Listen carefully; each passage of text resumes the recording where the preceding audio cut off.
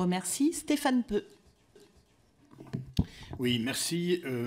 Madame la ministre, j'ai posé une question écrite sur l'avenir du Stade de France il y a maintenant plusieurs mois, pour laquelle je n'ai pas eu de réponse, donc je vous la pose oralement.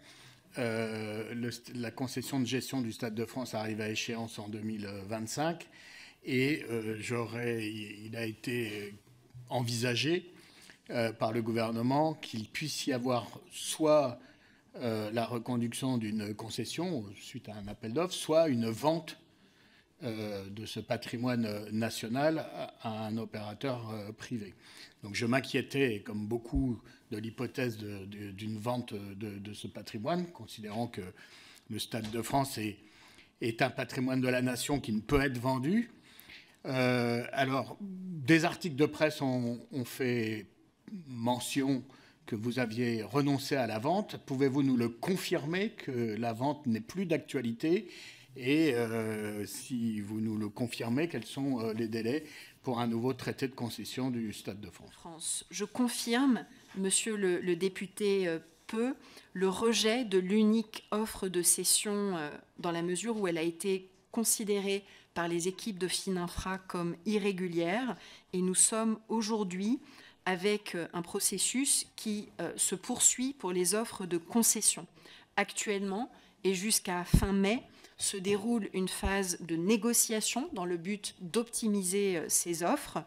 Ensuite, et jusqu'à fin septembre, les candidats auront la capacité de déposer leur offre finale.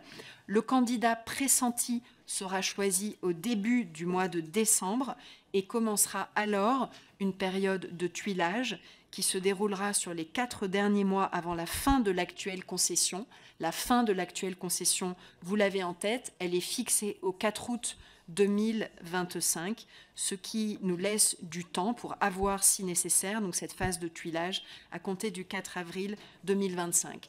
Le travail se mène aussi en lien, bien entendu, avec les fédérations françaises de rugby et de football qui participent aux réflexions. Ces deux fédérations, elles ont été associées tout au long de la procédure et elles ont été invitées à échanger avec les candidats afin de partager avec eux leurs attentes en termes de conditions d'accueil, en termes de conditions d'aménagement, mais aussi en termes de modèle économique. Et l'État, bien sûr, est extrêmement attentif tout au long de ces étapes au strict respect du droit de la concurrence, ce qui implique évidemment que je ne communique pas sur les offres des différents candidats afin de garantir l'équité de cette procédure.